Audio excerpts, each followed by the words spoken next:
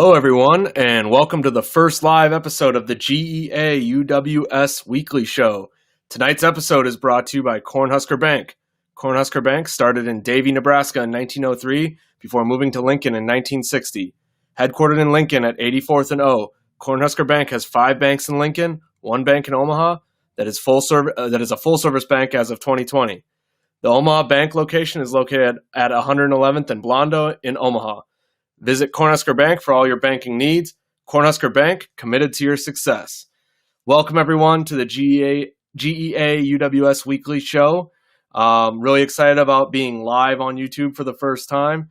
It's going to bring some challenges, but also some fun, and I'm very lucky to have our first guest join us, one of the more veteran players on the team. And so on today's episode, we are going to welcome in Sporting Omaha, Millard West, and Creighton alum Jaylin Bosak to talk about Omaha, soccer, and the upcoming UWS season. Jaylin played a ton of minutes for the Blue Jays. It was crazy, about 86 minutes per game, and was also a very successful club and high school player. Jaylin, welcome to the show. Hi. Thanks for coming on today. You're lucky guest number one, probably the bravest one right now. So Yeah. We'll get right into it because I want to introduce you to our fans who are going to hopefully come out and watch you play this summer in Omaha, but also watch on live stream too. So you're coming off of kind of an up and down year. Like last year in 2020, you signed a professional contract, and now you're looking for new opportunities. Can you kind of walk us through what trying to play professional soccer during a global pandemic was like? Yeah, so that was really interesting. So I graduated May 2020, and I was looking, like I had teams interested, but then once COVID hit, everything just kind of froze, and I was like put in hold. But finally, January, I signed with the team in Finland. They're called Coops. I was there for about a month, and I ended up getting released. And after that, I got on a boat by myself with all my luggage and got on a bus ride. Went to Sweden, tried out for another team, and I didn't make that team either. So now I came home, and I'm going to play for this team. Hopefully, there's a lot of good players on this team, and I feel like it will be super competitive and help me develop as a player even more. So I'm really looking forward for this team this summer. Yeah, and I have to applaud you because it's hard enough going overseas on your own right out of college, and then the experience of maybe not finding the success you wanted to right away. Yeah. But then to get on the boat, get on a bus story is hopefully going to be one that you can tell in a year or two when you make it to where you want to be. Yeah. So you kind of touched on it a little bit already, but what are you most looking forward to with this UWS season? Well, there's a ton of players on the team, which is great, and I think it'll create a great competitive environment. I think the girls that are listed on the team, they all come from really top, like great women's soccer schools. And if a lot of them are looking to play pro, I think the environment of so many people there at practice will help replicate in like what it's like to play pro. Because that's how it was when I was in Finland. It's just super competitive and just go, go, go. Yeah, and I'll say, like, fans are going to hear me repeat this over and over, but the training environment alone is going to be great. The game environments will be good, but it's also going to give Omaha fans a chance to see players who maybe haven't played together in a few years, maybe only played together in club and never played together in high school, or maybe just missed each other in high school, like they went to the same high school but never got to play with each other. So like you can get some dream pairing. So off of that, who is the player or the players that have stood out on the list that you are like looking forward to playing with or connecting with again, maybe, or for the first time? So to kind of piggyback off what you said, a lot of the girls are from different schools, but a lot of them are from the Omaha area. So I either played with them or against them, or like you said, I just missed them. So I remember, I think just right away, Kaylee Lane, like she plays at KU, but I play against her. She went to Millard North and I went to Millard West. But Kenzie Kuhn, she plays at Nebraska, but we won a state championship together at Millard West. Yeah. I'm looking forward to playing with Jaylin Armstrong. She was super successful at Nebraska and has pro experience in the U.S. Like I can totally like look through her eyes and she can tell me pointers and stuff like that to help me with my journey going forward. Yeah, that's awesome. And you brought up that you and Kenzie Coons won a state championship together. Kenzie was on the show last week. And then, like, I'm even excited for you to connect and play with some Millard West players that you maybe just missed in your time, like Yeah. Grace Ostergaard, who's Yeah. playing for UNO. Like, it'll be fun because you were both Millard West players, but you never played in high school at the same time, Yeah. I don't think. For sure. Yeah. So I know that in setting this interview up that we talked over email and you have goals to continue your professional career, kind of like you already mentioned. What are your personal goals for this summer, and how do you expect the UWS atmosphere to help you with those goals? So with the experience I've had in Europe, there's just like, it's way more open with soccer and stuff. I guess there's more opportunities, I guess, and there's so many leagues. So with this team being in the UWS, I kind of compare it as like, it's one of the most competitive leagues. It's like almost second division under the NWSL is what I kind of think it as. So I think with so many players on the team, I think it's really going to be a competitive environment, which will help me develop, I feel like, and just being more mentally tough, I guess, as my journey goes on forward. Because for people that want to play pro, like I said, it's kind of a cutthroat industry if things aren't always going to go your way. So you just got to learn to be prepared. Yeah, and kind of based off that, I want to dive into that a little bit more because I think that's a really interesting thing and you brought this up. Really, I think in the team, only you and Jaylin Armstrong are the ones who have pro experience coming back or coming into the team. What is the biggest difference between maybe the college environment or a high level club environment over here and the pro environment that you experienced over in Europe? I would say between college and pro, like, it's kind of weird to say, but like when you're playing pro soccer, it's literally your job. So people treat it as a professional environment. Everyone's just way more mature. There's way more different age ranges. Like, there's still younger people, but there's still, like, when I was in Finland, the captain was like 35 years old. So the age range is way different. So you're just experiencing different people as well. So and I noticed that too when I was an assistant coach at a Division II school a few years ago, and we took our team over to Barcelona, Spain, and we played some professional teams over in Spain. And it was interesting because I was 26 or 25 or 6 at the time, and players that I was coaching against were older than me, which was a first. Mm-hmm. So, but yeah, that's totally true. It was a very professional environment from the beginning of the end. So, what do you feel like the team's goals should be this summer? What do you want to accomplish as a team with the GEA? Well, I notice all the teams that are in our league, with the areas and growing up playing club soccer, I'm sure I'll see the same players growing up playing against them in like MRL and National League and stuff like that. So I'll probably see them again, like I saw when I was in my younger ages. So I think it's going to be a very competitive season as well with training. But with the clientele we have on the team, I feel like we could for sure do big things and go far with the league and going into regionals and nationals for sure. Yeah, I agree. I think we're going to get into the roster more in later episodes, so not too much here, but just briefly touching on it, we have great veteran leadership in the back, and then we have some dynamic attackers up front, and solid goalkeeping and hard workers in the midfield is kind of a recipe for success. So I'm excited, and I'm hoping that you and the rest of the young women take it as far as we can take it with this UWS team. So speaking of experience, we talked about this a little bit off air, but how do you feel like as you're coming into this squad and you're one of the more veteran players in the squad, not just in age, but also in experience? How does that make you feel, or what kind of role do you feel like you'll have to take on your shoulders this summer? I feel like I'm more kind of like an observant leader, or I kind of lead by example. So it's like with so many people being on the team, I'm going to be kind of that person. If people want to like talk about it and open up, I'm willing to open up about my journey. Because like Jaylin Armstrong, she has had so much success, but like with me, I've kind of hit like a bump in the road. Mm-hmm. But I'm totally open. Like, it's nice to have like Jaylin Armstrong who has had success, but it's also nice to see like the truth and how it's not always going to go your way as well.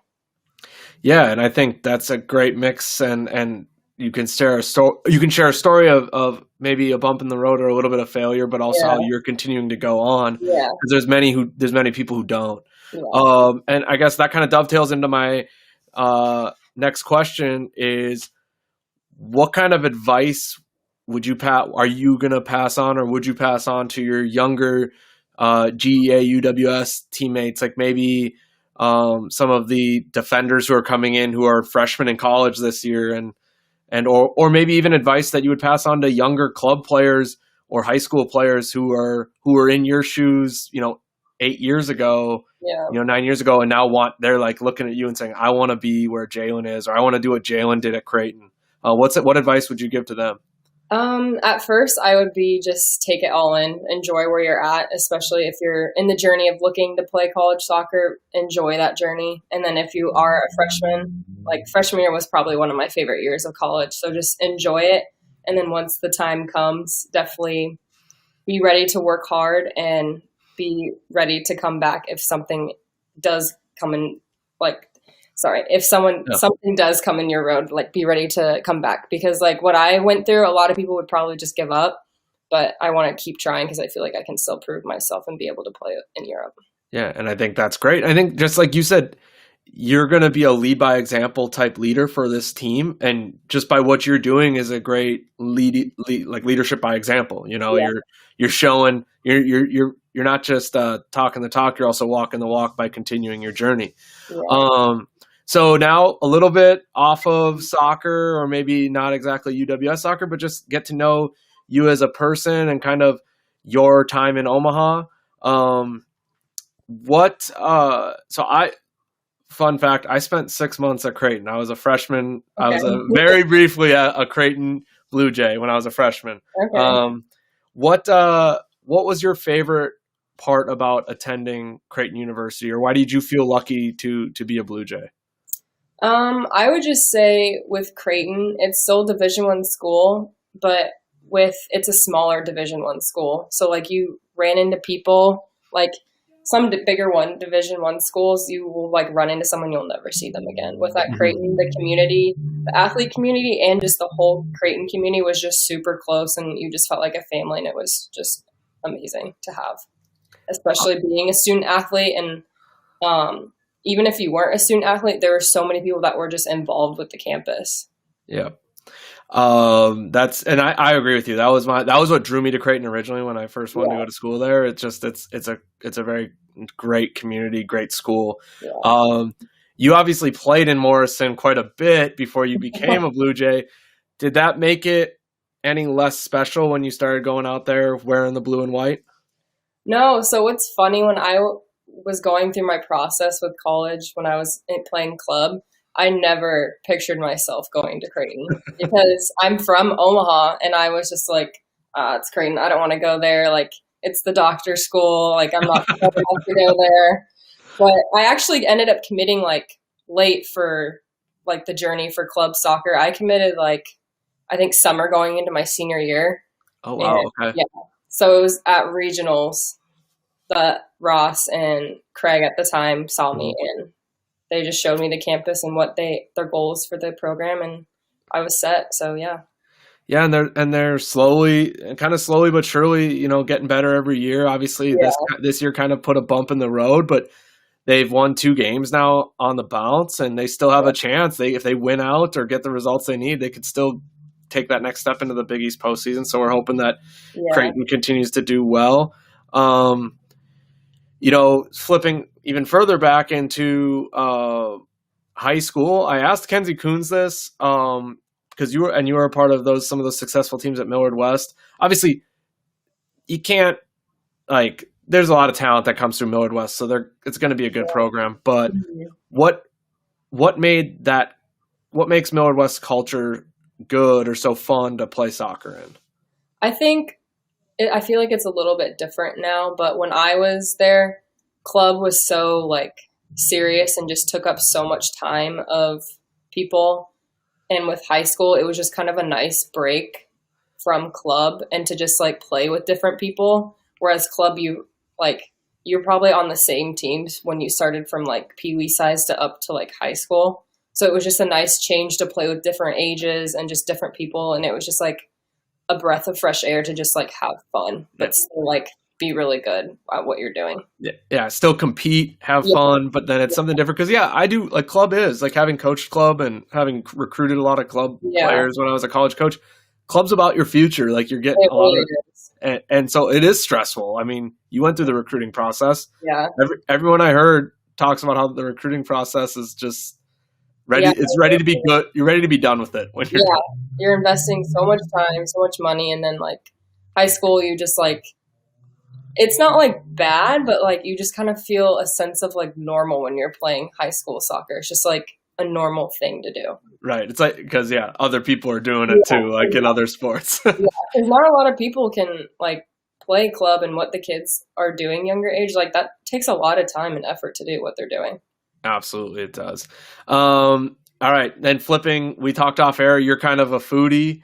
So like I am too. Probably, I grew up in North Dakota, so I've been slowly but surely expanding my tastes. And sushi was one of the ones we talked about. So, what's your favorite sushi place in Omaha? Well, Blue, hands down, like no hesitation, is my favorite place. But there's a new place in Elkhorn that just opened up. It's called Foxy Sushi. It's a drive-through place, and I love it because there's always times where I don't want to sit down at Blue, and it's just like a quick, like I can just get a couple rolls, and it's like the same quality as Blue. It's amazing. Well, now I know where I have to hit up next. I live in the Benson area, so I like walking down to the my girlfriend and I live 2 or 3 blocks from the Benson area, so being able to walk down to that strip is really cool. And Omaha has a lot of underrated for food, really. Oh, yeah. I mean, there's so many hidden gems in Omaha like that people don't know about. Yeah, it's like every person I talk to on like with an interview, they always bring me something different. I was like, I had not heard of the new place that opened in Elkhorn, drive-through sushi, and now like that's probably where I'm going on Friday. So,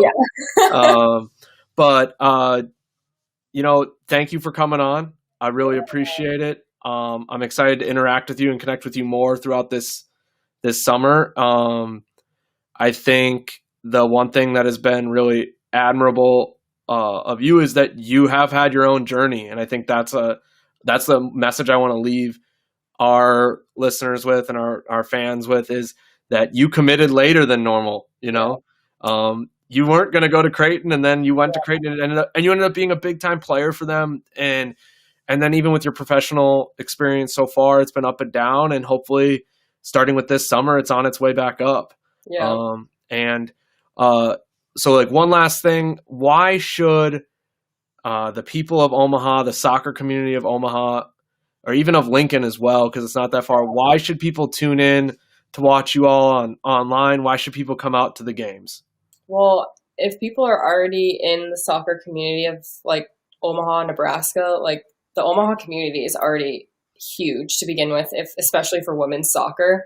And these girls on these teams have gone through that like system of playing club soccer, wanting to play for the best schools ever. And all of the players on the team play for really good schools. So if that's something they want to like achieve, then definitely come out and watch and see what they're all about for sure.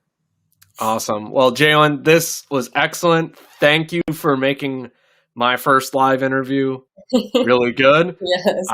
I think I probably was more nervous than you were, but thank you for that. You did a great job, and I look forward to connecting with you again, and I look forward to letting the fans see you play in person. So thank you for coming on. Yeah, no problem. Thanks for having me. Mm-hmm. And that was Jaylin. So that interview was brought to you by Cornhusker Bank. Again, Cornhusker Bank started in Davie, Nebraska in 1903. The bank moved to Lincoln in 1960. They're headquartered in Lincoln. The Omaha Bank location is at 111th and Blondo in Omaha. So make sure you visit Cornhusker Bank for all your banking needs. Cornhusker Bank, committed to your success. So obviously, we talked a lot about the roster. We're going to talk a little bit more next week about the roster. We're looking forward to breaking it down.